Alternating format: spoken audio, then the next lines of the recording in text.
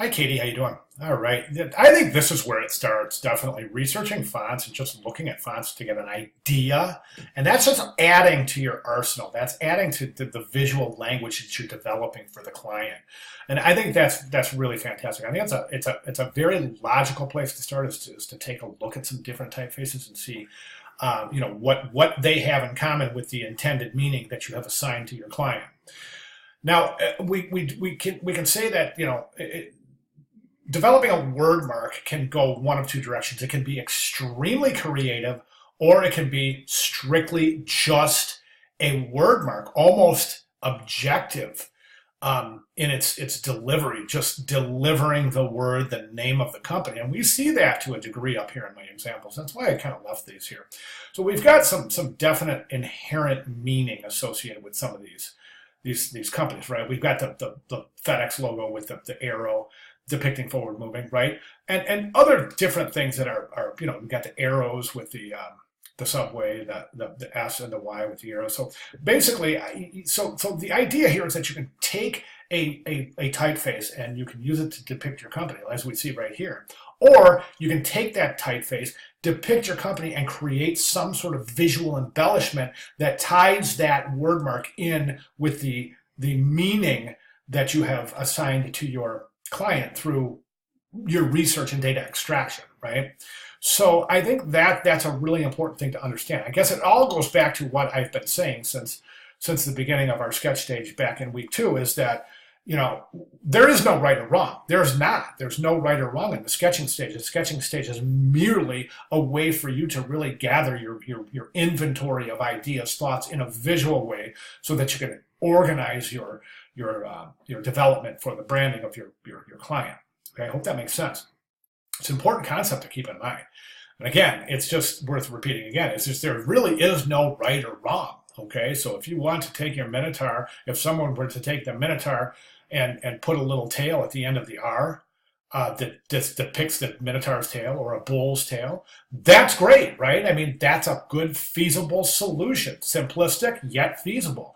Conversely, if you just wanted to use a typeface that's showing your characteristics that you've decided for well-rounded, that's great too. If you want to use a sans serif, have a reason for it. If you want to use a serif, have a reason for it. If you're depicting seeking by raising a couple of the letters above the baseline and putting an underscore under them, have at it, but have a reason for it. Okay, make sure there's some sort of meaning there.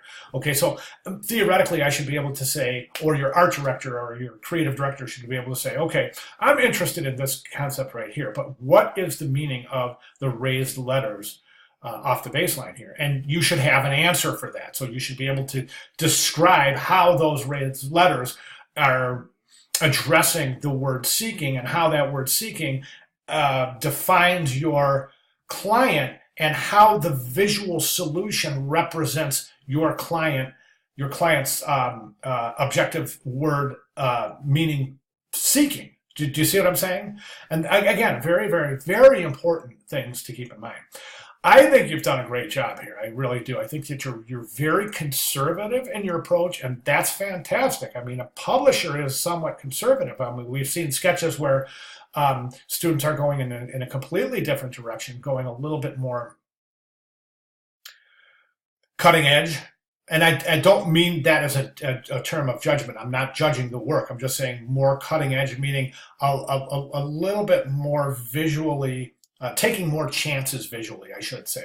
Whereas as you have adopted this pretty conservative approach, which is fantastic, I think, especially for a publishing company, right?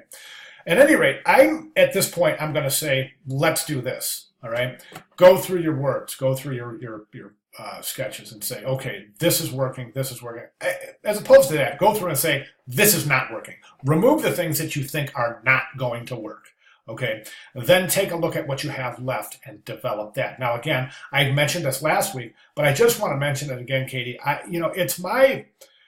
think the best way for me to approach this is to go and give you my thoughts, my comments, my reactions as if I were a creative director, but then letting you make your decision based on you directing yourself as a designer, okay? So you've got all the research that you've done. You know what you're trying to say, Okay, so it would be better to do that than for me to say, okay, let's just go with this one. Do you see what I'm saying? Hope that makes sense. And let me know if any of my comments aren't making sense. I'll be more than glad to clarify. But yeah, so at this point, yes, go ahead and do your inventory. Discard what is definitely not going to work, and then take a good close look at what you have left and what you can do and how you want to develop this and what you want to say, and really, really developing this into a fine-tuned word mark. All right, great job. Questions, comments, concerns, or clarifications, please let me know. I'll be glad to provide any of the above. Great job, Katie. Thank you very much.